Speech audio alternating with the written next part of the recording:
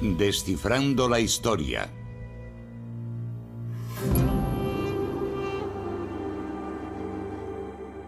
El Corán.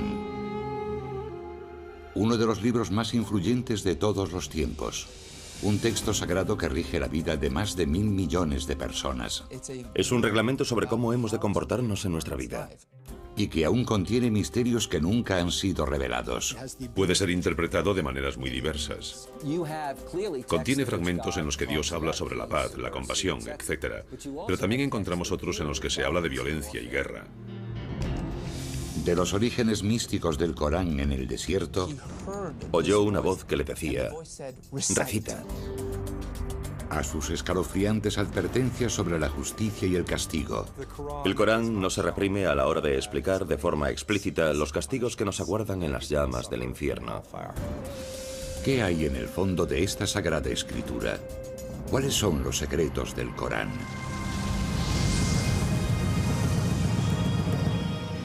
Descifrando la historia. Los secretos del Corán, capítulo 1.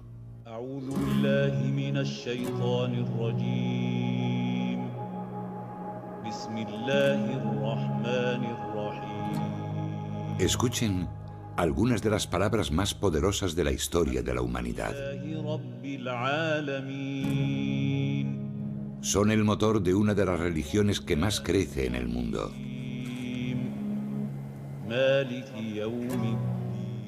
Miles de millones de voces las han repetido durante los últimos 1400 años. Son las palabras del libro sagrado del Islam, el Corán. Los musulmanes creen que el Corán fue revelado directamente por Dios al profeta del Islam. No se trata simplemente de que Dios inspirase al profeta o lo empujase a contar un acontecimiento importante. Es en realidad el mensaje que el propio Dios transmite al mundo. En árabe, Corán significa la recitación. La escritura está hecha para ser leída en voz alta. De esta manera, los musulmanes creen comunicarse directamente con Dios. Al conservar la palabra de Dios, el Corán se convierte en una parte de este. Y, por tanto, el propio texto, las palabras, las páginas y el mismo libro son de por sí algo sagrado. Al hojear el texto sagrado, pueden apreciarse en un primer momento ciertas similitudes entre el Corán y las escrituras judías y cristianas. Todas hablan de un Dios único y omnipotente, y narran, en algunos casos, las mismas historias. Pero muchos consideran que el Corán es un libro envuelto en un halo de misterio. Sus versos, considerados durante mucho tiempo entre los más bellos jamás escritos en lengua árabe, forman un laberinto de lenguaje, siendo más propios de la poesía que de la prosa. Su distribución también dificulta su comprensión. Al contrario que la Biblia, el Corán no sigue un orden cronológico ni narrativo. Por el contrario, sus 114 capítulos, o suras, se organizan en función de su extensión, los más largos al principio y los más cortos al final. Encontramos un estilo que actualmente calificaríamos de flujo de conciencia. Hay cierto misterio, así que el lector curioso que se acerca al texto se queda algo extrañado. No cuenta la historia de Mahoma, ni siquiera cuenta la historia del mundo. Existen algunas referencias a la aparición del mundo, a la creación divina, pero no se encuentran al comienzo del Corán, sino a la mitad, en alguna parte. Los musulmanes no ven el Corán como una historia, sino como el mensaje de Dios a su creación, con el que trata de devolver a los creyentes al buen camino. Es un reglamento sobre cómo hemos de comportarnos en nuestra vida, sobre la definición de nuestra moral, sobre cómo afrontar la vida y las dificultades y conflictos que surgen en ella. Descifrar el significado del Corán no es una tarea sencilla. El Islam no cuenta con una institución religiosa como el Vaticano que oriente a los creyentes a la hora de interpretar un texto tan complejo. Cada persona hace su propia interpretación de las escrituras. Como musulmán, Uno ha de creer lo que dice el Corán. Pero claro, la interpretación de lo que dice el Corán varía en función de cada persona. Pero entonces, ¿qué dice realmente el Corán? ¿Y qué significa? Las palabras que rigen en la actualidad la vida de los musulmanes fueron reveladas en un momento concreto de la historia, a unas determinadas personas y en un determinado lugar. La historia tradicional musulmana del Corán comienza hace 1400 años, en una árida zona de la península arábiga. Un remoto lugar habitado por beduinos nómadas del desierto y que contaba con algunos poblados tribales. Los musulmanes conocen aquella época como Yahilia, la edad de la ignorancia. Podría decirse que Arabia tenía una civilización atrasada si la comparamos con los grandes imperios de la época, con Bizancio a un lado y el imperio sasánida, el segundo imperio persa, al otro. En mitad del desierto, rodeada de montañas, se encontraba la ciudad de la Meca, centro social, económico y religioso de Arabia. En la Meca coexistían muchos planteamientos religiosos diferentes. Algunos árabes habían adoptado las creencias del judaísmo y el cristianismo, y las historias y enseñanzas de ambas doctrinas eran de sobra conocidas en la región. La Meca preislámica era una ciudad llena de judíos y cristianos. Allí se combinaban distintas ideas del cristianismo y del judaísmo. Sin embargo, el panorama religioso de Arabia en el siglo VI está dominado por personas que creen en una multitud de dioses.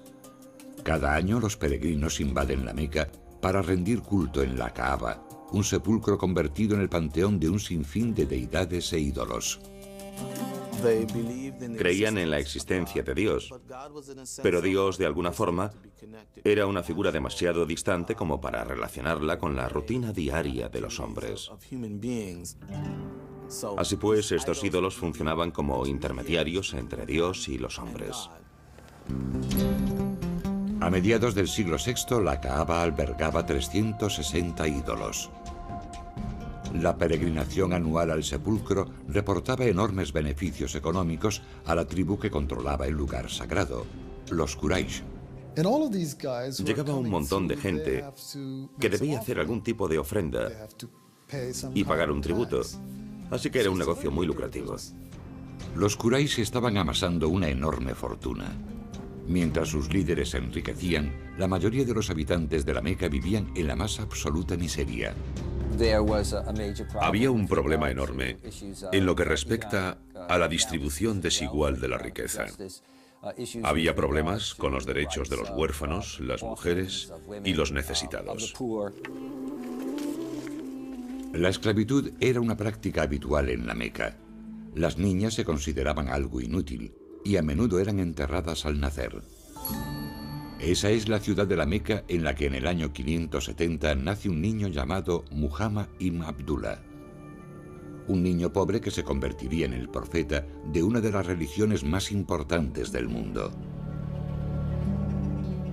Para los musulmanes, mostrar cualquier tipo de imagen de Mahoma es una blasfemia.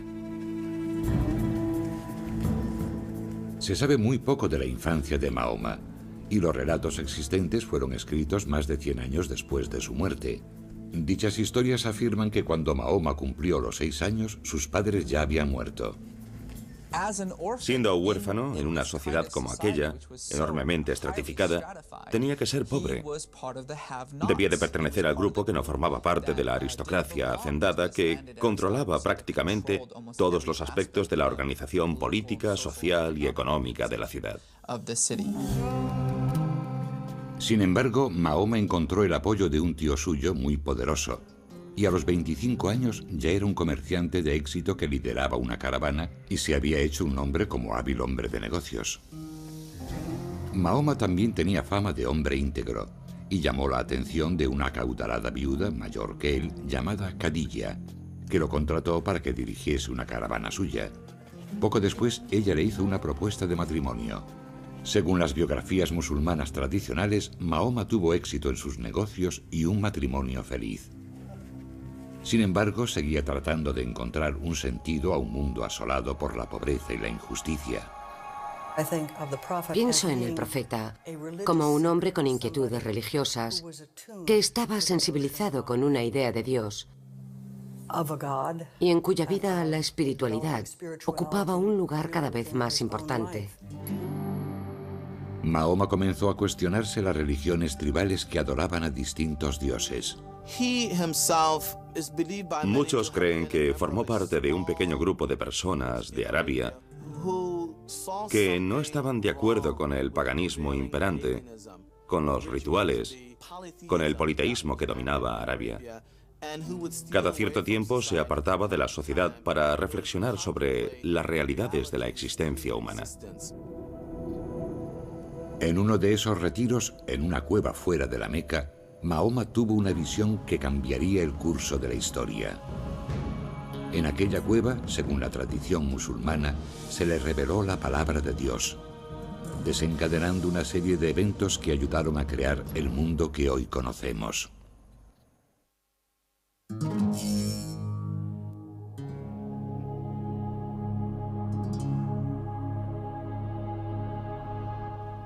Cinco veces al día, los musulmanes de todo el mundo oran en una determinada dirección. Se colocan mirando a la ciudad sagrada de la Meca, situada en la actual Arabia Saudí. Pero a comienzos del siglo VII, la Meca, el lugar más sagrado del Islam, era un lugar de culto pagano y una ciudad llena de injusticias. Así fue hasta la aparición de uno de los textos más sagrados del mundo, el Corán. Según la tradición, un comerciante de 40 años llamado Muhammad ibn Abdullah solía retirarse a una cueva alejada de la Meca para reflexionar en solitario sobre un mundo que consideraba cada vez más opresivo. Se cree que en el año 610, durante uno de sus retiros de meditación en la cueva, una presencia abrumadora se apoderó repentinamente de Mahoma. Sintió una presión repentina en el pecho. La oscuridad lo rodeaba y sintió que una mano gigante le asía y lo apretaba, apenas dejándole respirar. Y en su mente oyó una voz que le decía: recita, recita. Se quedaría estupefacto, aturdido. Seguramente se preguntaría si realmente había oído algo. Y entonces lo oyó de nuevo y dijo: no tengo nada que recitar. Y aquella voz, que según la tradición pertenecía al arcángel Gabriel, reveló el primer verso del Corán. Sura 96, primera aleya. Recita en el nombre de tu Señor, que ha creado al hombre de sangre coagulada. Recita, tu Señor es el munífico, que ha enseñado el uso del cálamo, ha enseñado al hombre lo que no sabía. Es un momento importantísimo, porque es el instante en el que Mahoma deja de ser un simple comerciante de la Meca, preocupado por los males de la sociedad, para convertirse de pronto en lo que en la tradición bíblica se conoce como profeta. Y como le sucede a muchos profetas, no quiere ni oír hablar de ello. Presa del pánico y preocupado por su salud, Mahoma va a buscar a su esposa Khadija. Lo que quiere realmente es suicidarse. Pero finalmente Khadija lo evita y le explica que ha recibido la llamada de Dios, que éste le ha asignado una tarea profética y que no tiene otra alternativa que dar a conocer el mensaje. La revelación de la cueva marca el comienzo de un periodo de 22 años durante los que Mahoma recibe los mensajes divinos que formarán el Corán. De acuerdo a la tradición, en ocasiones las palabras resonaban en sus oídos como una campana.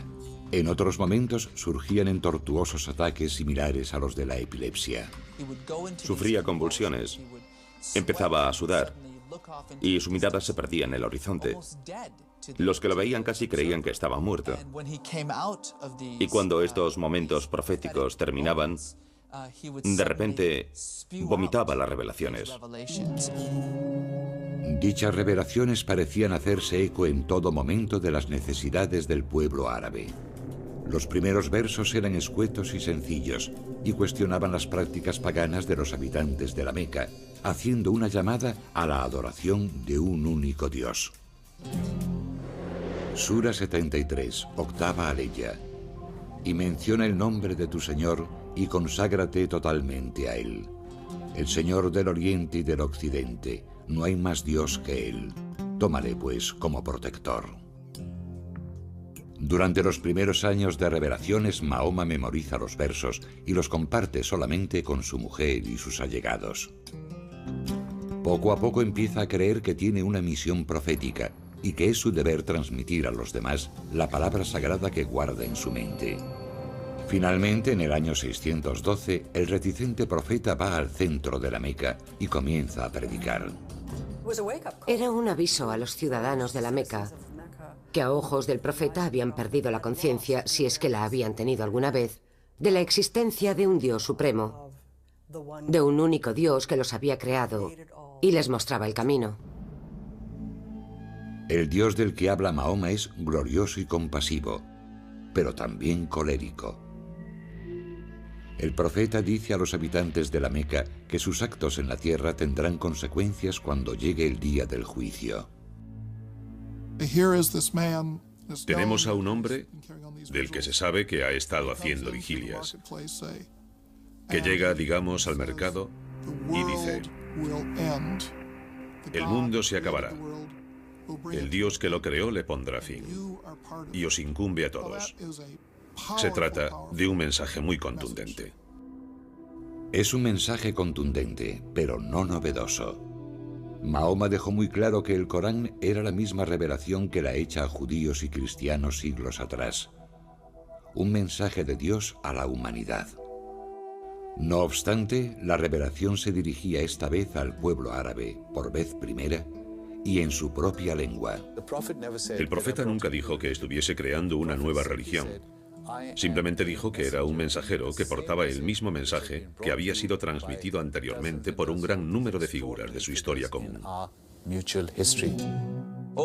El Corán repite una y otra vez: no olvidéis lo que le sucedió a Abraham cuando...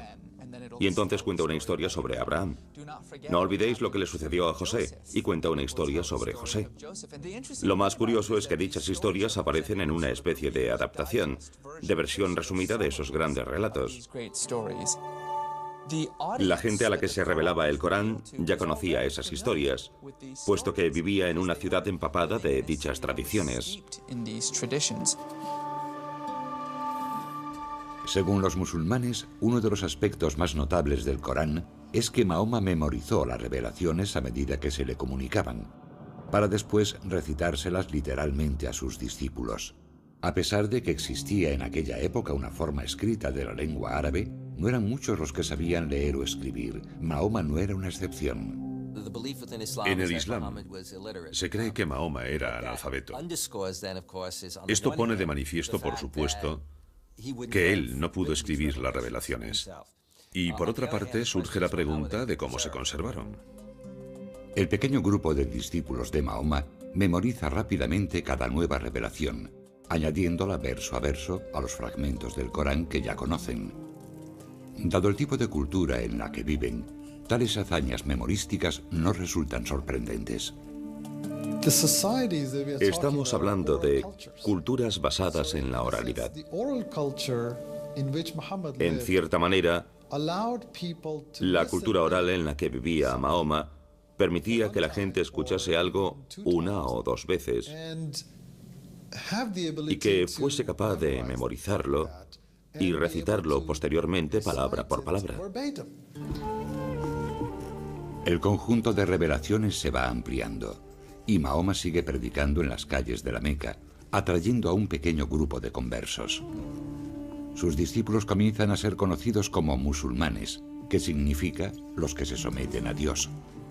El mensaje de Mahoma resulta especialmente atractivo a los pobres y marginados de la ciudad, que se identifican con las reclamaciones sociales de los versos, que defienden la liberación de los esclavos y el ejercicio de la caridad con los necesitados. Algunos de los que se convirtieron al mensaje del Corán lo hicieron seducidos por la belleza del lenguaje, que algunos veían tan perfecto que lo consideraban una prueba de la existencia de Dios. Si le preguntas a un musulmán, bueno, ¿qué pruebas hay de que se trate de una revelación divina?, te contestará, y llevan haciéndolo más de 1000 años, que la prueba es el propio Corán, que ese es el mayor milagro, que un analfabeto en medio de ninguna parte cree de pronto un documento tan magnífico y poderoso. Pero no todos están contentos con lo que predica Mahoma. Su provocador mensaje, que se niega a reconocer la divinidad de los ídolos que alberga la Kaaba, atrae las iras de la tribu dominante, los Quraysh, ya que amenaza su posición de poder. Si no hacían falta intermediarios ante Dios, no había razón para la existencia de los ídolos. Y sin los ídolos, la Kaaba no tenía razón de ser. Sin la Kaaba, tampoco hay ninguna razón que justifique el dominio de la Meca como capital social y económica de la península arábiga. El conflicto de los Quraysh con Mahoma y sus revelaciones no se debía a motivos teológicos, sino que era un conflicto económico, un conflicto político. Los Quraysh y el grupo mayoritario de la Meca no se muestran demasiado condescendientes con el pequeño grupo de seguidores del mensaje de Mahoma. Los musulmanes son brutalmente perseguidos. Algunos sufren palizas en las calles, otros son torturados. Durante 9 años, los musulmanes soportan las humillaciones, manteniéndose firmes en su creencia de que no hay más Dios que Dios. El propio Mahoma goza de la protección de su acaudalada esposa y su poderoso tío, pero tras la muerte de ambos, el profeta y sus discípulos se dan cuenta de que no les queda otra alternativa que huir de la Meca. La estructura social había sido destrozada hasta tal punto que se veía incapaz de proseguir su misión en la Meca. Y decidió que tendría que buscar una especie de base de operaciones alternativa. El cambio de lugar traerá consigo un nuevo tipo de mensaje para el Corán, que hará hincapié en las leyes y en la guerra.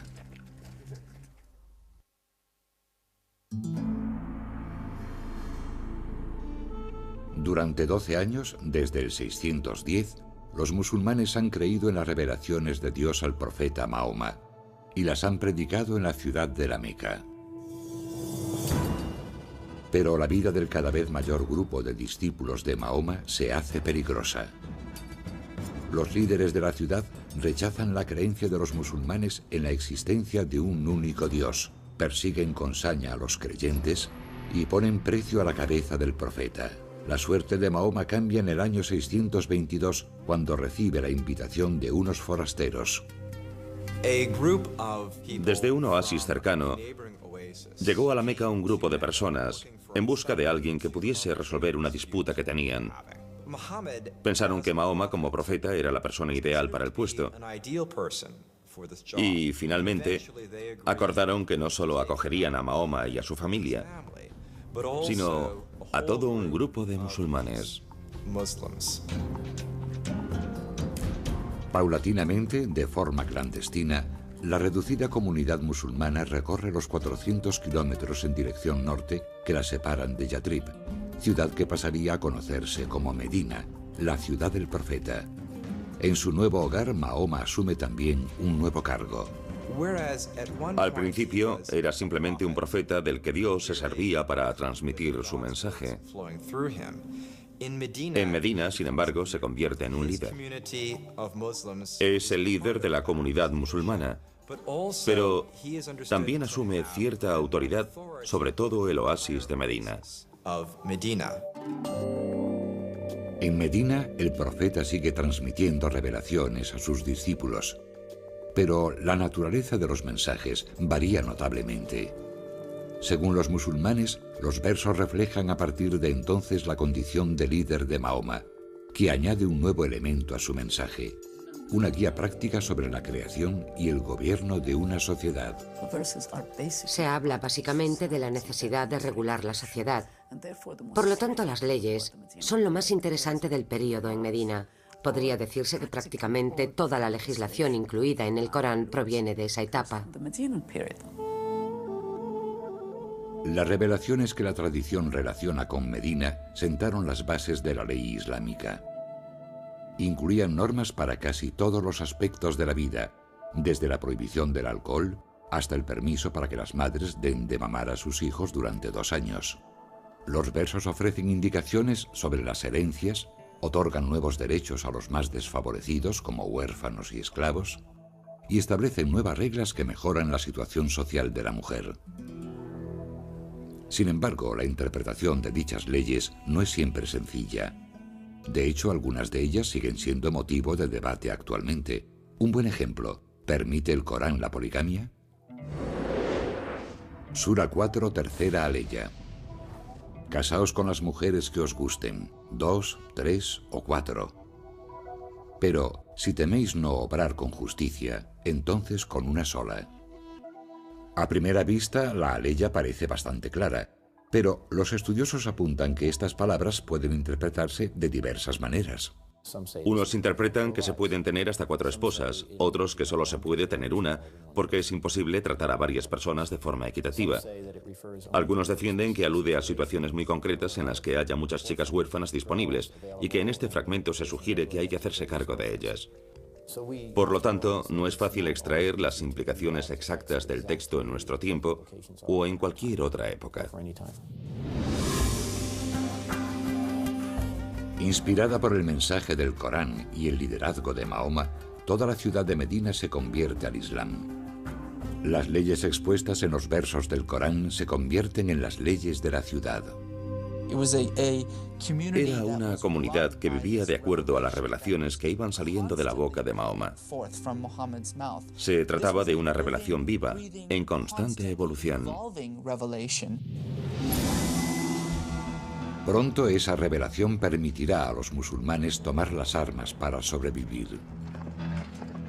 Los ciudadanos de la Meca seguían ofreciendo una recompensa por la cabeza de Mahoma, que predicaba contra sus prácticas religiosas y amenazaba su bienestar económico. Y no aceptaban a Mahoma como gobernador de Medina. En el año 622, la Meca declara la guerra a Mahoma y sus discípulos.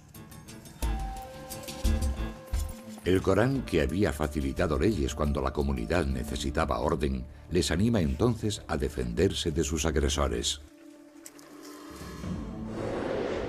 Sura 2, 191ª aleya. Combatid por Alá contra quienes combatan contra vosotros, pero no os excedáis. Alá no ama a los que se exceden. Matadles donde deis con ellos, y expulsadles de donde os hayan expulsado. Hoy, esos versos, conocidos como los versos de la espada, constituyen algunos de los pasajes más sorprendentes y polémicos del Corán. Aquellos que defienden que el Corán promueve la violencia recurren a dichos versos para justificar su postura. Sin embargo, las frases suelen ser algo más complejo que un simple grito de guerra. El Corán dice: matad a los infieles donde deis con ellos. Esto hay que entenderlo en un contexto en el que los musulmanes están asediados, tienen enemigos, y el Corán les dice: combatid a los enemigos de Dios. Pero el Corán también dice: cuando el enemigo deje de suponer una amenaza, cuando deje de luchar, recordad que Dios es compasivo, recordad que la guerra no es el camino que debemos seguir. Con el respaldo de las revelaciones, los musulmanes luchan contra los ciudadanos de la Meca durante 8 años por toda la península arábiga. En el año 630, los musulmanes lanzan un ataque y asedian la Meca con un ejército de 10.000 hombres. La ciudad no tiene más remedio que rendirse. La tradición afirma que Mahoma, fiel a las enseñanzas del Corán, fue un vencedor compasivo y concedió la amnistía a toda la ciudad. Tras la derrota, muchos habitantes de la Meca se convierten al Islam y aceptan las enseñanzas del Corán. Sin embargo, Mahoma aún no ha completado su misión. Desde el día en que el Corán le fue revelado por primera vez, en 610, hasta su ida a Medina 12 años después, Mahoma ha condenado públicamente las prácticas paganas y la veneración de los ídolos de la Kaaba. No hay más Dios que Dios, repetía constantemente, citando el principio fundamental del Corán. Así pues, Mahoma entra en la Kaaba y destruye todas sus deidades, declarando el lugar un santuario dedicado a la veneración del único Dios. Mahoma había logrado alcanzar su objetivo, y lo había hecho haciendo lo que Dios le había pedido. En 632, tan solo 2 años después de volver al lugar donde había nacido, Mahoma fallece a los 62 años. Su último suspiro pone fin al Corán. Sin embargo, sigue sin existir físicamente. Solo se conserva en la memoria de la comunidad. El mensajero ha muerto. Ahora sus seguidores deben luchar para que el mensaje siga vivo.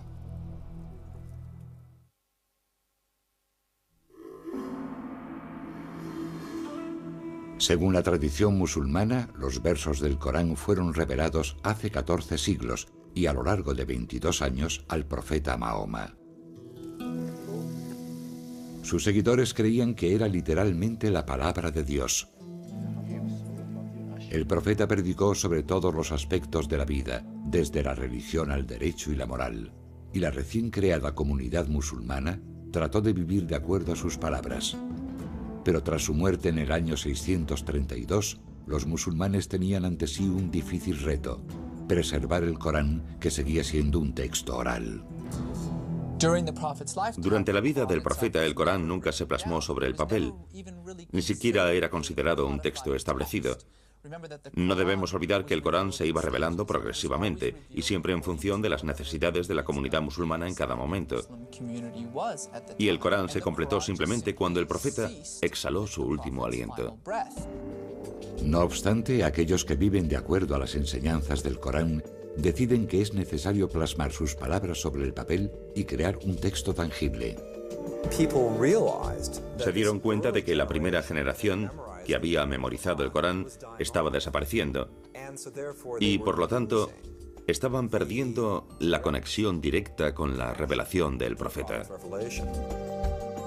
Es más, el Islam comienza a extenderse fuera de la península arábiga y empiezan a aparecer pequeñas variaciones en la forma de recitar el Corán. Poco a poco se está alterando la palabra de Dios. Según la tradición, en 651, Uthman, el tercer califa o líder político musulmán, designa un comité con la misión de compilar el Corán. El comité debía recopilar y autentificar las distintas estrofas. Algunas se habían escrito durante la vida del profeta, pero estaban dispersas por toda la comunidad. Dicen que las fuentes de esta compilación provenían de textos escritos sobre trozos de huesos o de fragmentos de pergamino, pero también del corazón de los hombres, de su recuerdo de la recitación del Corán. Las estrofas debían cumplir unos criterios muy estrictos. 2 testigos presenciales debían confirmar que los versos habían sido registrados en presencia del profeta, y las estrofas se contrastaban con los recuerdos de los compañeros que habían memorizado por completo el Corán. El texto, una vez aprobado, se reúne en un solo volumen y es enviado a las ciudades de la región. Uthman ordena entonces la destrucción de las demás versiones escritas del texto. Los musulmanes creen que el texto de Uthman, completado tan solo 20 años después de la muerte del profeta, preserva a la perfección las revelaciones de Dios tal y como las predicó Mahoma, y que el Corán no ha sufrido alteraciones respecto a cómo fue revelado al profeta. Para los musulmanes es muy importante, porque significa que sus escrituras, que son la base de la Ummah, de la comunidad, son completamente auténticas. Esa autenticidad que defienden los musulmanes distingue al Corán de las escrituras cristianas y judías. Mahoma proclamó que el mensaje que Dios le había transmitido era el mismo que habían predicado Moisés y Jesús. Pero, de acuerdo a la tradición musulmana, las revelaciones en las que se basan el judaísmo y el cristianismo fueron corrompidas, en parte, al ser escritas en el Viejo y el Nuevo Testamento. Los musulmanes creen que la revelación original a Moisés y a Jesús se fue distorsionando con el tiempo, por lo que hay en el Viejo y Nuevo Testamento serían tanto revelaciones como versiones alteradas de las mismas, y modificarían lo sucedido realmente debido a las circunstancias históricas, religiosas y políticas de la época. Sura 3, 78ª aleya. Algunos de ellos trabucan con sus lenguas la Escritura, para que creáis que está en la Escritura lo que no está en la Escritura, diciendo que viene de Alá, siendo así que no viene de Alá. Mienten contra Alá a sabiendas. El Corán afirma categóricamente, por un lado, que corrobora las escrituras anteriores, y por otra parte, dice que corrige ciertos aspectos o ideas que aparecen en las escrituras hebreas y cristianas. Los musulmanes creen que el Corán corrige los errores que contienen dichas escrituras, entre los que se encuentran algunas de las enseñanzas fundamentales de esas doctrinas, por ejemplo, la interpretación cristiana de la figura de Cristo. El Corán afirma que Jesús fue un profeta, que nació de una virgen y que realizó milagros como sanar a ciegos y leprosos. No obstante, el Corán niega que Jesús fuese el Hijo de Dios. En el contexto islámico, la idea de que Jesús sea el Hijo de Dios se interpreta como que es un ser divino. Esto supone, desde el punto de vista musulmán, que los cristianos tienen distintos dioses, mientras que los musulmanes sostienen que solo puede haber un Dios. El Corán discute también la historia bíblica de la crucifixión de Jesús, afirmando que Jesús no murió en la cruz, sino que Dios lo elevó a los cielos y que sus verdugos crucificaron por error a otro hombre que se parecía a Jesús. Sura 4, 157ª aleya. No le mataron ni le crucificaron, sino que les pareció así. Ciertamente no le mataron, sino que Alá lo elevó así. La idea cristiana de que Jesús murió por los pecados de la humanidad choca con el mensaje del Corán, que dice que cada alma es responsable de sus propios actos. La muerte y resurrección como acto redentor no encaja en el Islam. No entienden la idea de que alguien redima los pecados ajenos. Los musulmanes creen que debido a las tergiversaciones existentes en la Biblia, Dios se vio obligado a transmitir su palabra una última vez. En el Islam se considera que el Corán, tal y como fue dictado a Mahoma y conservado por Uthman, es la única revelación divina verdadera. Ven el Corán como la última revelación, la única completa y no corrompida, y creen que Mahoma fue el último profeta de Dios. Durante los últimos 400 años los musulmanes se han esforzado por seguir las indicaciones de dicha revelación, pero esta es una tarea ardua y polémica, una tarea que constituye la única esperanza de alcanzar la salvación cuando llegue el apocalipsis que presagian las páginas del Corán.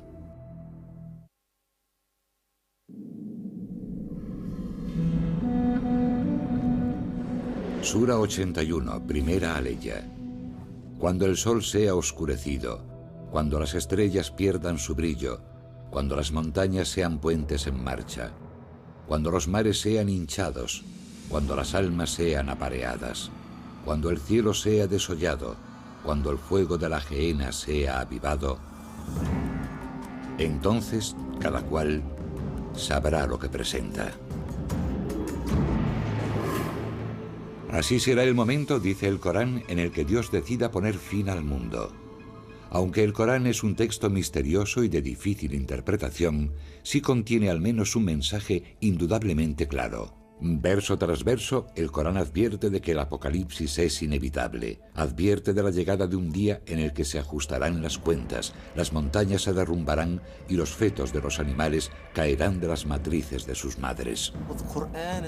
El Corán es muy rotundo y explícito cuando habla del fin del mundo, de que se producirá un cataclismo, una erupción del orden natural.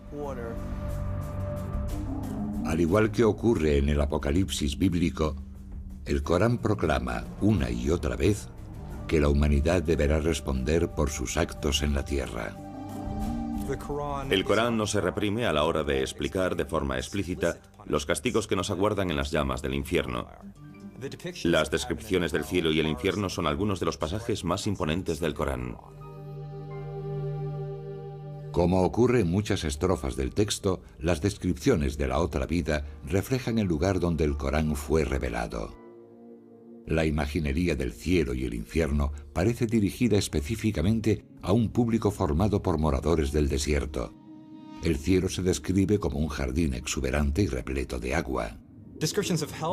Las descripciones del infierno, del mismo modo, hacen hincapié en el calor, el fuego, cosas como calderas de cobre fundido vertidas en las gargantas de personas sedientas en lugar de agua. Así pues, se toman el dolor y el sufrimiento naturales de esa zona y se llevan a un nivel superior para describir los padecimientos del infierno. Para los musulmanes, el único modo de conseguir la salvación en el día del juicio final consiste en seguir el Corán. Pero la interpretación exacta de lo que quiere decir el libro sagrado ha levantado polémicas durante siglos, en parte debido a que el Islam no cuenta con una única autoridad religiosa. El Islam no tiene una estructura jerárquica, no existe una institución como la Iglesia. Por lo tanto, los fieles pueden formarse su propia opinión libremente. Dificultar las cosas puede parecer una paradoja. Si Dios desea revelar su mensaje, ¿por qué a veces las escrituras son tan crípticas? Sura 3, séptima aleya. Él es quien te ha revelado la escritura. Algunas de sus aleyas son unívocas y otras son equívocas. Pero nadie, sino Alá, conoce la interpretación de ello. La mayoría de los musulmanes cree que el único intérprete verdadero del Corán fue el propio Mahoma. Como mensajero elegido de Dios, se dice que comprendía todas las revelaciones, tanto los versos concisos y directos como aquellos que no resultan tan claros. Así pues, a lo largo de la historia del Islam, los musulmanes han examinado los relatos de la vida de Mahoma, sus palabras y obras, para tratar de explicar el Corán. La comunidad musulmana sostiene que las palabras y actos de Mahoma eran la perfecta manifestación de la voluntad de Dios, y que de hecho su propia vida es una revelación, al igual que el Corán. Sin embargo, el estudio de la vida de Mahoma no ha conseguido explicar por completo la palabra eterna de Dios. Distintas sectas y escuelas musulmanas se han enfrentado a lo largo de los siglos, tratando de imponer sus diversas interpretaciones. Algunos han utilizado el texto para justificar la muerte de otros musulmanes, de los que consideraban que se habían apartado de la fe. Otros sostienen que el Corán fomenta una actitud combativa ante los fieles de otras religiones. Podría decirse que el Corán es un documento bastante flexible. Uno puede hallar argumentos a favor y en contra de una determinada idea. La verdad es que la gente también lo hace al citar a Lincoln, a Washington, a Jefferson. Uno encuentra lo que anda buscando, y el caso del Corán no es distinto. Hace 1400 años el Corán fue revelado a una pequeña comunidad del desierto. Hoy es la piedra angular de la vida de 1.300 millones de fieles a lo ancho del mundo. Desde la primera revelación en una cueva a las afueras de la Meca y a lo largo de toda la historia del Islam, los musulmanes han tratado de aplicar las enseñanzas del Corán.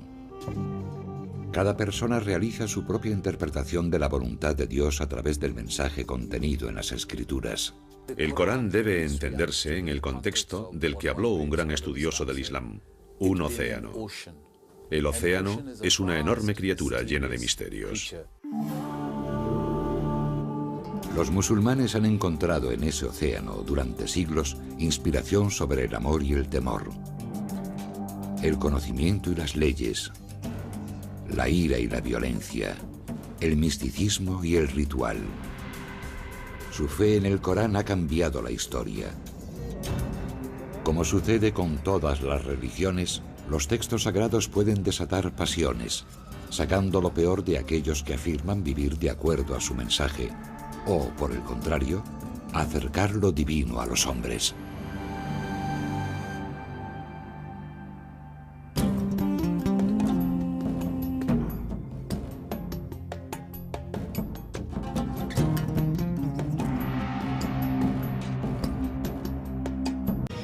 Descifrando la historia, Los secretos del Corán, capítulo 1.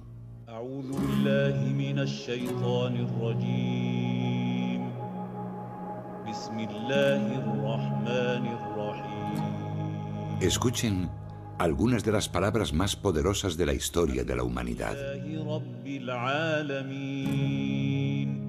Son el motor de una de las religiones que más crece en el mundo.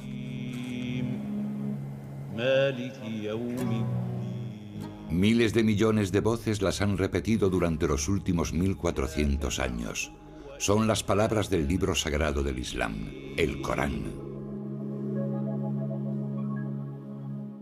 Los musulmanes creen que el Corán fue revelado directamente por Dios al profeta del Islam. No se trata simplemente de que Dios inspirase al profeta o lo empujase a contar un acontecimiento importante. Es en realidad el mensaje que el propio Dios transmite al mundo. En árabe, Corán significa la recitación. La escritura está hecha para ser leída en voz alta.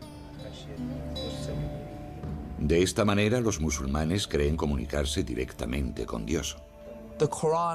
Al conservar la palabra de Dios, el Corán se convierte en una parte de este. Y por tanto, el propio texto, las palabras, las páginas y el mismo libro son de por sí algo sagrado. Al hojear el texto sagrado, pueden apreciarse en un primer momento ciertas similitudes entre el Corán y las escrituras judías y cristianas. Todas hablan de un Dios único y omnipotente, y narran, en algunos casos, las mismas historias. Pero muchos consideran que el Corán es un libro envuelto en un halo de misterio. Sus versos, considerados durante mucho tiempo entre los más bellos jamás escritos en lengua árabe, forman un laberinto de lenguaje, siendo más propios de la poesía que de la prosa. Su distribución también dificulta su comprensión. Al contrario que la Biblia, el Corán no sigue un orden cronológico ni narrativo. Por el contrario, sus 114 capítulos, o suras, se organizan en función de su extensión, los más largos al principio y los más cortos al final. Encontramos un estilo que actualmente calificaríamos de flujo de conciencia. Hay cierto misterio, así que el lector curioso que se acerca al texto se queda algo extrañado. No cuenta la historia de Mahoma, ni siquiera cuenta la historia del mundo. Existen algunas referencias a la aparición del mundo.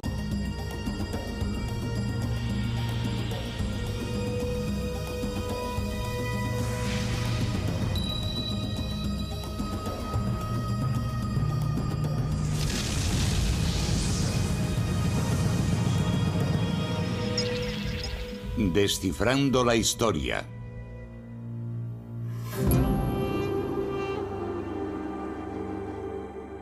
El Corán. Uno de los libros más influyentes de todos los tiempos. Un texto sagrado que rige la vida de más de 1.000 millones de personas. Es un reglamento sobre cómo hemos de comportarnos en nuestra vida. Y que aún contiene misterios que nunca han sido revelados. Puede ser interpretado de maneras muy diversas.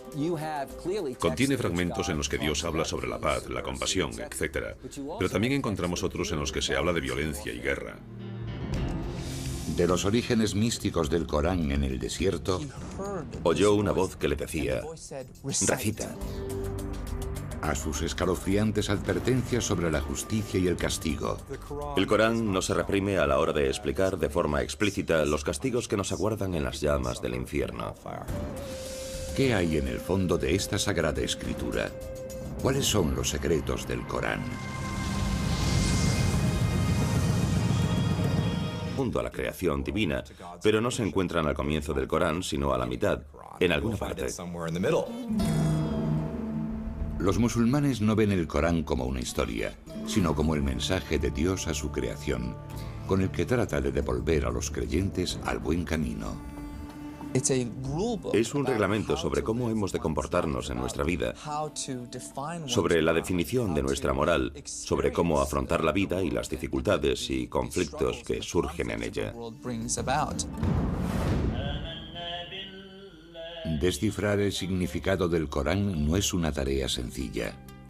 El Islam no cuenta con una institución religiosa como el Vaticano que oriente a los creyentes a la hora de interpretar un texto tan complejo. Cada persona hace su propia interpretación de las escrituras. Como musulmán, uno ha de creer lo que dice el Corán. Pero claro, la interpretación de lo que dice el Corán varía en función de cada persona. Pero entonces, ¿qué dice realmente el Corán? ¿Y qué significa? Las palabras que rigen en la actualidad la vida de los musulmanes fueron reveladas en un momento concreto de la historia, a unas determinadas personas y en un determinado lugar. La historia tradicional musulmana del Corán comienza hace 1400 años, en una árida zona de la península arábiga. Un remoto lugar habitado por beduinos nómadas del desierto y que contaba con algunos poblados tribales. Los musulmanes conocen aquella época como Jahiliya, la edad de la ignorancia. Podría decirse que Arabia tenía una civilización atrasada si la comparamos con los grandes imperios de la época, con Bizancia a un lado y el imperio sasánida, el segundo imperio persa, al otro.